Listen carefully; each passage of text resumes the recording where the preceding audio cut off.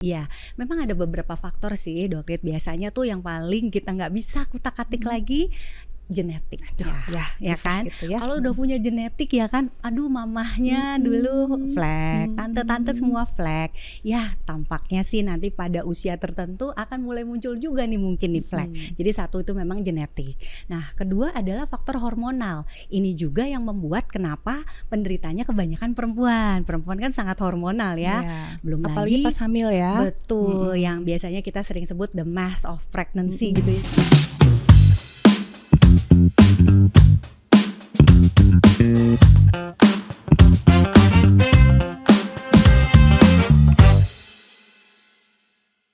Halo sahabat Perdoski, selamat datang di episode pertama podcast Perdoski, Derm Dialogue. Perkenalkan, saya Dr. Litya Ayu, SPDVE sebagai host Anda. Kenapa sih kita bikin Derm Dialogue ini? Sekarang itu kan kita banyak lihat ya, mungkin di media sosial atau di kalangan masyarakat lainnya, ada berita-berita mengenai penyakit kulit dan kelamin yang sebenarnya mungkin hoax. Dan kami dari Perdoski merasakan memiliki kewajiban sebagai SPDVE untuk meluruskan berita tersebut. Nah, di Derm Dialog ini kami akan membuat episode-episode yang mengangkat topik-topik yang hangat dengan menghadirkan narasumber yang ahli di bidangnya. Kali ini kami mengundang seorang narasumber yang cantik dan ahli, yaitu Dr. Dian Pratiwi, SPDVE, FINSDV, FAADV. Halo Dok Dian. Halo Dok Lit. Boleh sapa juga sahabat Perdoski? Halo sahabat Perdoski, senang sekali saya hari ini bersama Dok Lit di Derm Dialogues episode 1. Ya. Sahabat Perdoski, kita beruntung banget kedatangan Dok Dian hari ini karena saya tuh curiga Dok Dian ini orang yang dalam seharinya punya lebih dari 24 jam loh. Karena semua dikerjain benar. Udah menyelesaikan S3 doktor, kemudian praktek, organisasi, keluarga terus dengan baik dan masih punya me time, masih bisa healing. Aduh, padahal Dok Lit ini loh yang sebetulnya lebih hebat ini. Lain kali kita akan minta tipsnya Dr. Dian untuk time management yang juara karena ini idola saya banget. Tapi sekarang kita akan meminta ilmunya Dok Dian nih mengenai melasma. Itu topik pertama kita Dok Dian. Kenapa melasma, sahabat Perdoski? Karena coba benar nggak ya Dokter Dian? Melasma itu adalah salah satu penyakit kulit yang terbanyak yang menyebabkan orang datang berobat ke SPDVE. Kalau di praktek gimana Dok? Betul, setuju. Setiap kali praktek pasti kita ketemu ya Dok Lit ya. Ada pasien melasma yang datang ya, dan biasanya nggak 1-2 ya. Betul. Lumayan banyak itu setiap kali praktek. Betul. Jadi termasuk mayoritas ya, dan keluhannya bisa sampai berdampak psikologis juga ya. Betul. Itu kita lihat. Sudah berobat kemana-mana gitu ya. Benar, kita lihat di praktek ya Dok Lit pasti juga sama, bahwa para penderita melasma ini biasanya itu datang udah dengan curhat-curhat yang sedih gitu ya, sudah berusaha tidak hilang juga, dan biasanya sudah kena dampak psikologis. Ini juga memang kalau kita lihat di jurnal-jurnal begitu, itu juga datanya sesuai. Jadi hampir 20-40% dari penderita melasma ini itu ternyata memang ada dampak psikologisnya, mulai dari yang sedikit cemas sampai yang memang betul-betul depresi. Jadi kan perlu banget ya untuk kita bahas. Ya, jadi perlu penanganan yang tepat. Dan kalau kita lihat ini termasuk salah satu topik yang banyak hoaxnya nih di media sosial kan. Jadi kita semoga hari ini bisa meluruskan dan bisa mengedukasi dengan tepat ya. Oke. Dokter Dian, ini melasma kan sering disebut flek ya, untuk bahasa awamnya. Tapi kalau kita lihat flek atau bercak hitam di wajah, itu sebenarnya diagnosisnya bisa banyak. Tidak selalu melasma. Jadi sebenarnya melasma itu apa sih Dok Dian? Ya betul, jadi memang benar sekali. Kadang-kadang pasien itu datang udah dengan, dok saya punya melasma, padahal belum tentu ini melasma flek hitamnya. Nah kalau kita bicara melasma ini memang sebuah gangguan pigmentasi yang tadi kita sudah bilang ya, paling sering lah mungkin kita temukan, dan biasanya ada di wajah. Nah ini berupa bercak yang warnanya coklat hingga kehitaman ya, coklat gelap begitu, sampai ada yang kadang keabu-abuan. Nah daerahnya biasanya simetris nih di wajah. Nah tergantung peletaknya di mana, ada 3 jenis biasanya. Ada yang senangnya di tengah-tengah wajah, jadi nanti dapatnya di dahi, di hidung, di atas bibir. Lalu ada yang biasanya di 2 pipi, atau malah ada yang di rahang. Nah itu yang biasanya membedakan melasma dengan yang lain-lainnya ya, simetris dan juga letaknya gitu. Ya jadi gitu, mungkin sebagai tanda awal yang bisa dibuat patokan Ya, lokasinya dulu gitu. Kemudian biasanya nih mayoritas pasti pasien Dr. Helen mungkin sama perempuan. betul. Kalau kita lihat di masyarakat juga kelihatannya yang banyak melasma perempuan gitu. Sebenarnya apakah melasma hanya pada perempuan atau bisa pada laki-laki juga? Nah, betul sekali. Memang tidak hanya perempuan. Jadi walaupun tidak sebanyak perempuan, tapi para penderita melasma ini juga banyak bapak-bapak loh yang datang dengan flek hitam yang ternyata setelah kita diagnosis, wah melasma nih. Dan bapak-bapak ini biasanya yang banyak-banyak kena panas nih, Dok Lid. Nah, jadi sudah tahu ya bahwa tidak semua flek itu diagnosisnya melasma. Penting untuk berobat ke SPDVE untuk mengetahui diagnosis yang pasti dan tata laksana yang tepat. Kemudian melasma juga tidak hanya untuk perempuan, tapi laki-laki juga bisa terkena. Oke, Dok Dian. Jadi kalau melasma itu kan nggak semua orang ada flek, nggak semua orang ada melasma. Jadi sebenarnya apa sih yang menyebabkan seseorang itu bisa terkena melasma gitu? Ya, memang ada beberapa faktor sih, Dok Lid. Biasanya tuh yang paling kita nggak bisa kutak-atik lagi genetik. Ya kan? Gitu ya. Kalau udah punya genetik ya kan, aduh mamahnya dulu flek, tante-tante semua flek. Ya, tampaknya sih nanti pada usia tertentu akan mulai muncul juga nih mungkin nih flek. Jadi satu itu memang genetik. Nah, kedua adalah faktor hormonal. Ini juga yang membuat kenapa penderitanya kebanyakan perempuan. Perempuan kan sangat hormonal ya. Belum apalagi lagi pas hamil ya. Betul, yang biasanya kita sering sebut the mass of pregnancy gitu ya. Jadi aduh udah hamil pinginnya cantik-cantik ada flek gitu. Nah, itu yang kedua. Nah, kemudian yang ketiga adalah faktor matahari. Nah, matahari ini dia sebenarnya kita tahu di sinar matahari ini kan ada banyak jenis sinar. Ada sinar UV, ada blue light. Dari UV-nya sendiri ada UVA, UVB begitu. Nah, memang kalau dari penelitian-penelitian yang paling banyak menyebabkan melasma itu yang berhubungan dengan sinar UVA dan juga dengan blue light. Nah, padahal dua ini tuh tidak mengenal jam nih, Dok Lid. Jadi ada mau dari pagi matahari terbit, matahari terbenam ada terus gitu. Sehingga memang harus sangat diperhatikan gitu ya kalau memang kita sudah punya genetik untuk melasma. Belum lagi ya negara Indonesia kita ini kan letaknya di Katulistiwa. Katulistiwa ya kan, Mutiara Katulistiwa. Tapi ya ini menyebabkan UV index kita sepanjang tahun selalu tinggi. Nah, UV index yang tinggi ini tentu juga akan berpengaruh. Ditambah lagi tipe kulit kita nih. Tipe kulit kita sebagai orang Indonesia ya rata-rata kita kan mengenal ada pembagian tipe kulit Fitzpatrick itu dari satu yang pirang-pirang, matanya biru-biru gitu, putih banget gitu yang bule-bule gitu ya, sampai yang tipe kulit 6 yang dengan kulit gelap gitu ya, matanya gelap, tidak pernah sunburn gitu. Nah, kita kebetulan ada di tipe kulit 4, 5 yang sebenarnya udah arah-arah mau ke gelap. Semakin gelap tipe kulit, semakin meningkatkan risiko kita untuk punya berbagai kelainan pigmentasi. Jadi sudahlah UV kita banyak, tipe kulit kita juga cocok banget deh kayaknya. Jadi banyak matang gitu ya, kelihatannya cantik tapi berisiko untuk melasma. Betul. Kemudian nah, tadi kan genetik tuh susah ya, bukan susah, mungkin genetik tidak bisa dihilangkan. Terus gimana dong kalau misalnya nenek saya, ibu saya melasma, terus saya nggak mau kena melasma, bisa dicegah nggak sih, Dok? Iya, betul. Sebenarnya ada beberapa hal yang bisa kita kerjakan sendiri, karena jangan sedih meskipun punya genetik, karena sebetulnya yang paling besar gitu ya menimbulkan risiko melasma adalah sinar matahari atau UV dan blue light ini. Sebanyak kalau dari penelitian itu kira-kira 80-90% besar ya berhubungan dengan melasma. Jadi kan besar nih, berarti bisalah untuk kita kendalikan ya. Tidak lain tentu kalau aduh udah semua turunan ada nih ya, udah kira-kira bisa melihat ke masa depannya gitu ya. Ya kan. Nah, ya mulailah harus foto proteksi yang baik. Ya tentu kita harus pakai sunscreen, tapi juga jangan lupa juga foto proteksi payung, topi. Sekarang juga baju lengan panjang ya yang udah punya lengan sambungan UPF ya. Ya itu kan udah banyak lah ya sekarang gitu. Nah, itu harus kita mulai lakukanlah sejak kita muda.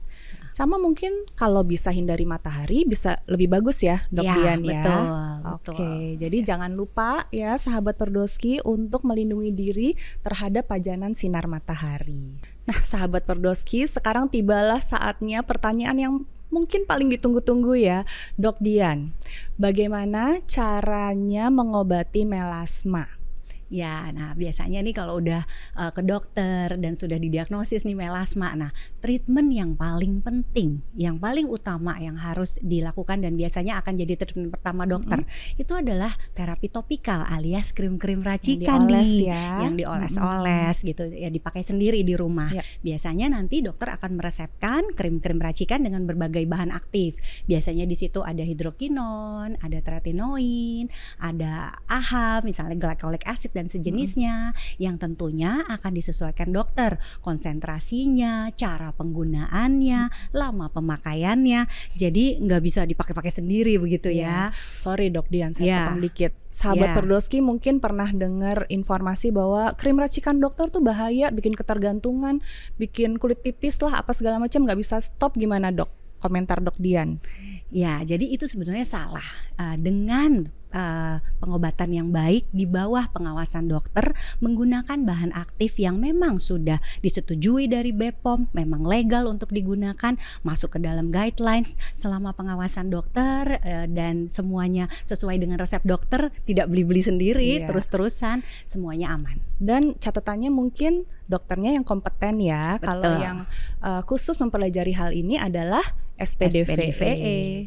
Kemudian selain topikal atau oles tadi apa lagi Dok Dian? Ya, jadi setelah topikal kalau dirasa perlu nanti dokter akan menambahkan nih, misalnya dengan oral. Nah oral ini nanti yang biasanya diminum ya Dok ya? Diminum, bisa mulai dari antioksidan, kombinasi-kombinasi vitamin-vitamin ya yang ke kulit. Juga kadang-kadang ada obat khusus misalnya yang mengandung tranexamic acid. Tentunya ini harus di bawah pengawasan dokter banget ya. Jangan beli-beli sendiri. Jangan beli sendiri, minum-minum sendiri. Gawat ya. Ya itu gitu, itu yang kedua. Nah kalau dibutuhkan juga baru dokter akan menambahkan treatment. Nah jadi treatment ditambahkan setelah krimnya bagus, penjagaannya bagus. Jangan lupa tadi kita juga sudah bicara sunscreen kan, tinted sunscreen penting banget buat penderita melasma. Baru memikirkan treatment. Nah buat treatment ini biasanya dokter akan meresepkan treatment sesuai dengan kondisi jenis melasmanya begitu ya, dan keparahannya, dan juga tentu aktivitas pasiennya bagaimana nih. Nah itu bisa ada peeling-peeling, mulai dari peeling yang ringan-ringan sampai peeling yang mungkin betul-betul harus membutuhkan downtime gitu ya. Nanti dokter akan menjelaskan betul. Sampai juga laser sendiri juga macam-macam banget nih. Bisa dengan laser yang ringan-ringan, atau laser pigment, atau laser vaskular kadang-kadang. Nah itu tentu adalah hasil dari evaluasi dokter. Ya, jadi untuk pengobatan melasma itu tidak harus menggunakan laser ya Dok ya. Tapi treatment laser peeling itu adalah penunjang kalau dibutuhkan sesuai kondisi. Dan lasernya juga nggak sembarang laser spesifik untuk melasma, hanya laser pigment dan laser vaskular bila dibutuhkan gitu ya Dok ya. Betul, itu adalah dua laser tersering ya kita gunakan ya Dok. Kemudian nih Dok, misalnya udah berobat, udah lumayan bersih nih, melasmanya udah nggak terlalu kelihatan, terus tapi takut kambuh lagi, gimana dong pencegahannya? Ya, nah tentu kita lalu mengenal yang kita sebut sebagai treatment maintenance. Nah untuk sahabat Perdoski yang melasmanya sudah stabil, lah jangan langsung putus nih dari krim dokter. Nanti langsung nggak ke dokter lagi gitu langsung nggak mau ketemu dokter lagi gitu lah. Nanti bisa takutnya kambuh. Jadi harus dijaga dengan terapi maintenance. Untuk maintenance ini sebenarnya bisa diskusi. Apakah akan menggunakan kombinasi nih, misalnya di bawah pengawasan dokter masih ada sedikit krim raciknya, tapi sudah mulailah pakai skincare yang udah ditaruh di lemari-lemari nih Dok, kapan pakainya yang udah dibeli nih? Lama di OTC gitu kan. Itu udah mulai bisa. Ataukah kalau memang kadang-kadang ada, boleh nggak ya Dok pakai murni dari OTC aja semuanya. Nah itu nanti adalah dokter dokter akan lihat tentunya Ya. tiap pasien tentu akan berbeda. Kondisinya, Betul, kandungannya, bahan ya aktifnya intinya gitu ya. sahabat perdoski mesti diskusi lah dengan dokter, karena dokter nanti juga bisa mengarahkan krim OTC mana nih yang sebenarnya paling sesuai untuk digunakan. Ada kandungan-kandungan tertentu ya yang biasanya kita senang ya, Dok Lid, ada vitamin C misalnya, tranexamic acid misalnya, arbutin, kojic acid ya, sisteamin, itu semua bisa didapatkan di krim-krim OTC. Nah, nanti dokter akan meng-guide, oh sebaiknya kombinasinya yang ini nih, jangan lupa juga tadi tinted sunscreennya harus yang mana yang cocok, misalnya demikian ya. Nah, itu penting banget. Oke, jadi sesudah melasmanya perbaikan, jangan terus kabur nggak ke dokter lagi, tapi konsultasikan dengan SPDVE Anda kalau mau mengobati sendiri dengan obat-obat atau krim OTC. Sahabat Perdoski, sekarang kita masuk ke segmen mitos atau fakta. Kita tanya Dok Dian ya. Dok, sekarang tuh banyak banget berita di mungkin media sosial ya, yang bilang bahwa atau mungkin klinik mengklaim bahwa bisa obatin melasma sekali beres gitu, atau dalam waktu singkat instan. Oke, pertanyaannya itu mitos atau fakta? Itu jelas mitos. Mitos ya. Ya rasanya nggak mungkin ya Dok Lid ya. Kita sama-sama tahu pasti nih semuanya dokter-dokter SPDVE, mengobati melasma tidak ada yang instan. Butuh proses, butuh program bersama antara pasien dengan dokter yang dilakukan dengan rajin, telaten. 1 kali regenerasi kulit itu membutuhkan waktu sekitar 1 bulan. Jadi paling tidak perbaikan awal yang bisa sahabat Perdoski lihat saat sudah mulai mengobati melasmanya adalah ya 1 bulan. Dan tentunya akan masih membutuhkan beberapa kali regenerasi kulit dulu sebelum bisa mendapatkan hasil yang memang signifikan. Nah, kalau misalkan sahabat Perdoski justru dikasih atau menggunakan krim-krim yang kadang-kadang nih suka ada krim-krim racikan dokter ya, nggak tahu dari mana yang nggak ya, tahu Dok, dari ya. mana bisa bisa dibeli begitu ya, bisa digunakan, tapi saya langsung putih 3 hari Hati-hati. putih. Nah, Red flag itu. yes, hati-hati, yang begitu justru yang malah bisa berbahaya. Jadi seharusnya tidak demikian. Butuh waktu supaya melasma stabil, kulit juga tetap sehat. Jadi butuh waktu bulanan bahkan tahun ya hitungannya ya untuk membuat melasma itu stabil. Betul. Oke, mitos yang kedua, apakah benar kalau melasma itu tidak boleh diterapi dengan peeling? Tentu salah, mitos lagi. Udah dijelasin tadi ya padahal ya. Iya. Kenapa masih ngomong kayak gitu dia? Oke, gimana Dok? Iya, jadi memang kan kembali peeling adalah tindakan yang harus dilakukan oleh dokter bersama dengan dokter. Dokter akan menentukan cairan peelingnya, konsentrasinya, intervalnya, frekuensinya begitu. Nah, ini adalah tujuannya kita itu mau mengangkat lapisan kulit yang di atas yang memang tidak sehat dan kita tumbuhkan kulit baru yang lebih sehat supaya tampilan kulitnya juga jadi lebih sehat dengan warna kulit yang lebih merata. Jadi tidak akan membuat kulit jadi tipis. Biasanya ya. Itu ya yang paling sering ditakutkan. Ya, begitu. Justru dengan waktu kulit lama-kelamaan akan menjadi semakin tebal, menyerupai waktu kita muda dulu gitu. Jadi balik ke berapa puluh tahun yang lalu Betul. gitu ya Dok Dian ya. Jadi peeling tidak bahaya, justru pada jangka panjang dia akan membuat kulit semakin sehat. Kemudian Dok Dian, mitos atau fakta kalau dibilang laser itu tidak boleh untuk melasma?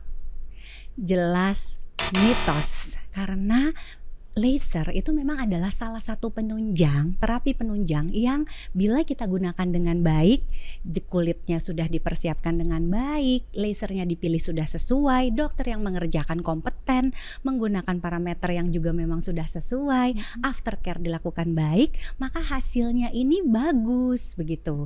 Tapi ya jangan dibalik yang artinya oh semua melasma harus di laser. Salah ya itu jelas salah. Betul. Karena tadi udah dibilang sama Dokter Dian, utamanya adalah terapi oles atau topikal. Betul.